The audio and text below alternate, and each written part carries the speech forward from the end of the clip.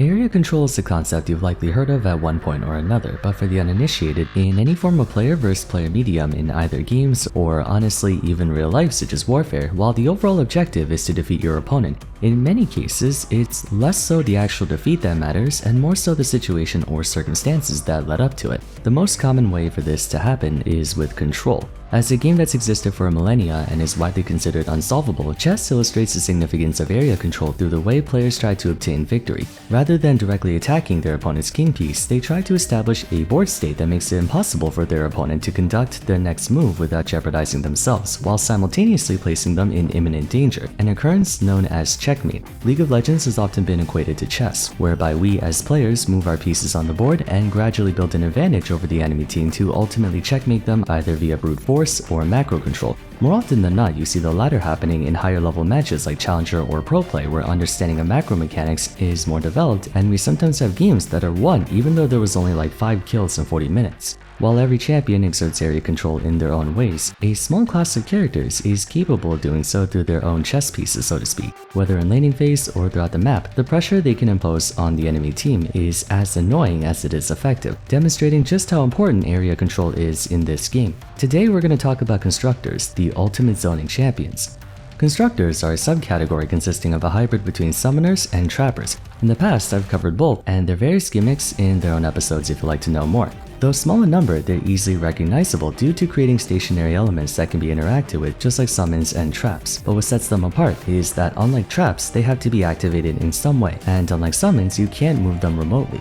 There are presently only 4 champions that I would consider members of this archetype: Zyra, Heimerdinger, Alawi, and Gangplank, primarily because it's an integral part of their kit. They're quite literally defined by these mechanics, as opposed to Aphelios, who technically has a turret but it's not core to his playstyle. Starting with Heimerdinger, the hallmark of what a constructor is all about. H28G evolution turret allows them to deploy stationary sentries that automatically fire at nearby enemies. Normally they just attack whoever's close by, but if Heimerdinger uses either CH2 Electron Storm or CH3X Lightning Grenade, all nearby turrets will fully charge their beam attack and fire at the enemy champion that was hit by it. He can also redirect their focus through basic attacks or damaging abilities, allowing him to indirectly control their actions despite not being able to manually move them around like a summon. Taking it one step further, Heimerdinger's H28Q Apex turret is a short-lived but extremely powerful structure that deals a crap ton of damage, as much as a full-on champion.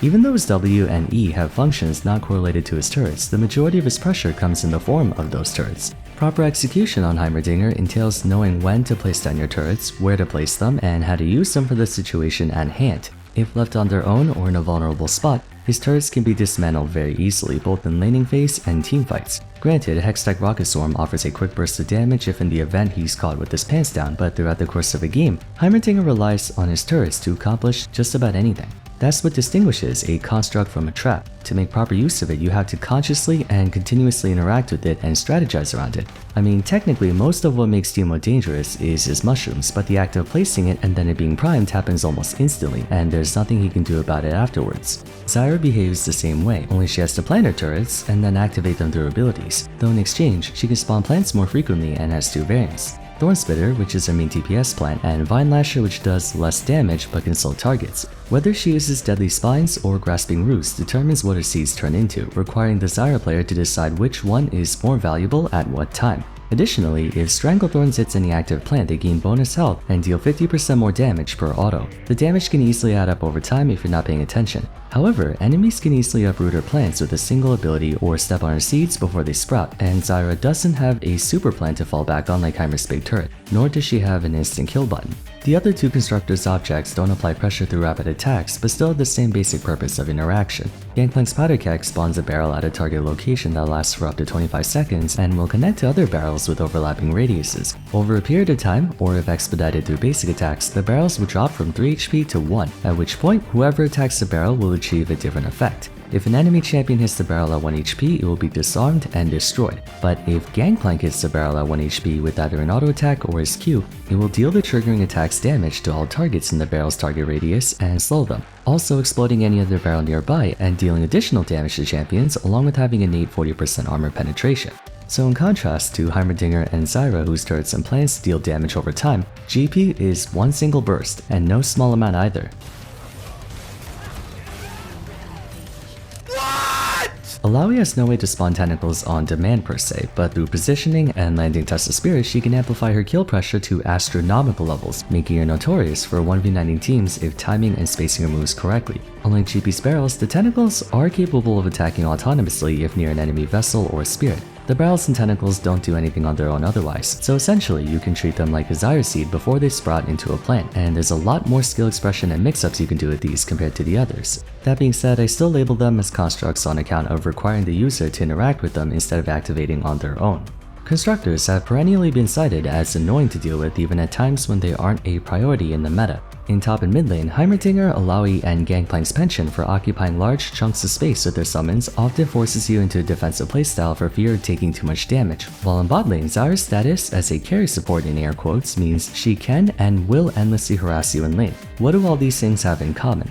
Neutral game. I talked about neutral a couple times in the past, but to recap, champions with a strong neutral game are able to exert pressure on you without exposing themselves to a counterattack or by maintaining a situationally more advantageous condition. Next to poke champs like Xerath, Vars, and Jace, Constructors have some of the best neutral among the entire roster, not from dealing lots of damage from afar, not entirely at least. Instead, they win through zone control. Every champion has what is known as a threat bubble, a radius where they're expected to exert their pressure. For example, if we take someone like Jax, his threat bubble spans the maximum cast range of his leap strike, since he can apply all of his other abilities once in range. As for someone like Xerath, his threat bubble spans the maximum cast range of his shortest abilities since they're all individual skill shots, so that would be Eye of Destruction at 1000. Skilled players are more or less aware of a champion's threat bubble and do their best to stay outside of it except for when it's time to actually fight. Typically, the longer your range, the less total area coverage your abilities have for the sake of fairness, either that or they're slower. That's why a long distance attack like Arcana Pulse is a lot more narrow in width compared to a short range attack like Incinerate.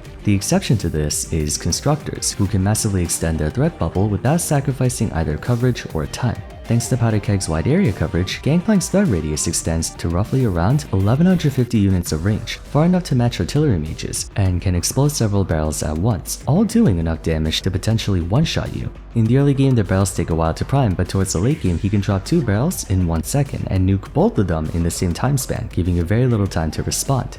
Heimerdinger, Alawi, and Zyra don't have the same upfront kill pressure, but they make up for that through War of Attrition. The amount of area these constructs cover is wide enough to span entire sections of the map, and depending on the situation, approaching is tantamount to suicide unless you're either extremely durable or coordinate with your team to strike all at once, as quickly as possible. That frustration becomes more palpable when playing a melee champion who's guaranteed to get slammed by a tentacle or shot by a turret or plant if you want to so much as disarm them. Consequently, their zoning pressure classifies them as lane bullies. Hardly anyone has the range to contest theirs, so when fighting against them you'll be spending most, if not all of laning phase being continuously pushed to your tower or zoned away from minions, devolving every matchup into a test of patience where the constructor is doing everything they can to maintain that line of scrimmage while their opponent is biding their time looking for that one moment of carelessness to break past it and finally beat their ass. Although, when they do...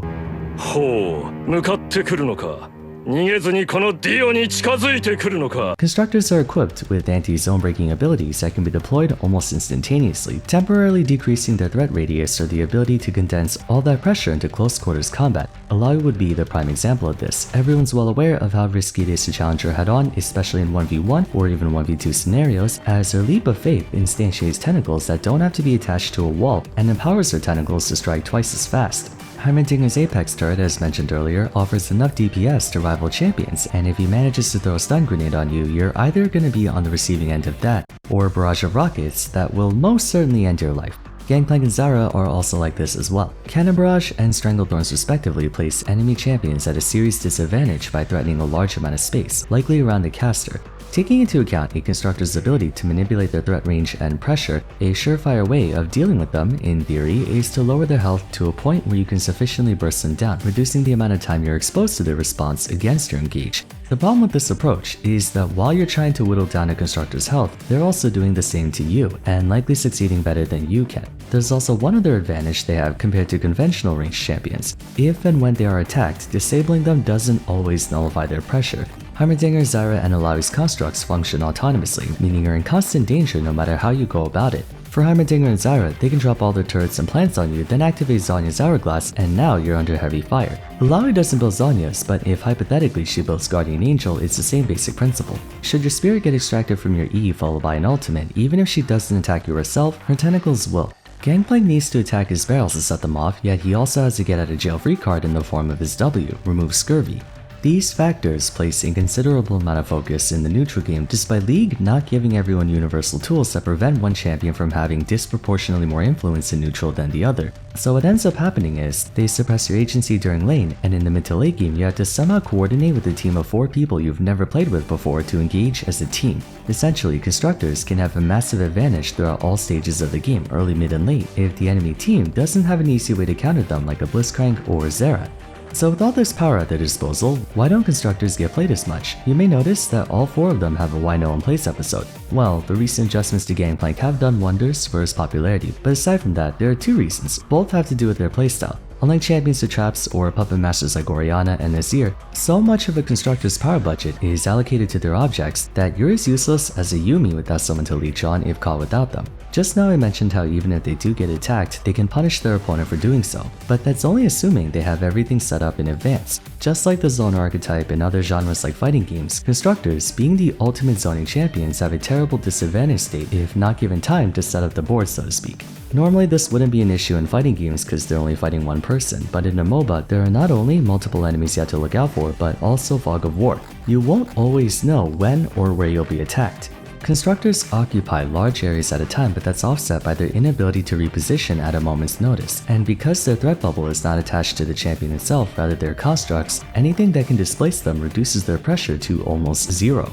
Lee Sin Kick, Blitzcrank Hook, Set Ultimate, Mordekaiser Death Realm, your turrets, plants, tentacles, and barrels don't follow you. It's not just defensively either. If you're trying to fight someone and they start running away, you really can't chase them all too well. The ideal game state for a Constructor is neutral. They have neither the means to escape disadvantage nor press their advantage. They're at their most comfortable when staying put. With the exponentially increasing amount of mobility in recent years, playing a Constructor leaves too much up to chance. They're the strongest archetype when it comes to slow and steady war of attrition against champions who lack the range to contest you or the tempo to outmaneuver you. That's the only circumstance where you have full agency over your character. Outside of that, you really don't. What separates Heimerdinger from Teemo is that Teemo has pretty good damage output on his own through his on and magic damage and poison. What separates Alawi from Aatrox is that Aatrox can run away from a bad situation or chase after fleeing opponents. For better or worse, Alawi has to stand her ground.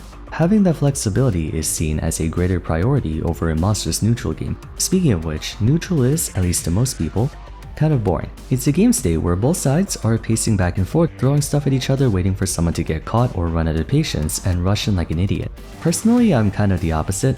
I find neutral to be the most exciting part of a game since you can feel the tension, especially when it gets to like 40 minutes and one mistake can cost you the game. I live for that. Most people don't though, they like proactive champions. They like champions who go John Wick on the enemy team, not someone who AFKs for 20 minutes pushing the wave. In short, Constructors are a very niche class that can exert ridiculous amounts of pressure if played correctly, but they're not the most popular class out there since it takes an extraordinary amount of patience to play them well and for many games. Once in a while, maybe, but after a dozen games, it grows exhausting and monotonous rather quickly. But you know, that's part and parcel for zoners across all genres of video games. So that's gonna be it for today. Let me know your thoughts on Constructors in the comments down below, whether you agree or disagree with my points. Aside from that, if you enjoyed the video, please be sure to leave a like and subscribe, really helps out the channel. Also consider following me on Twitter at Vars, joining my Discord server, and checking out my other archetype discussions if you haven't yet. But till next time, thanks so much for watching, and I look forward to seeing you again soon. Take care.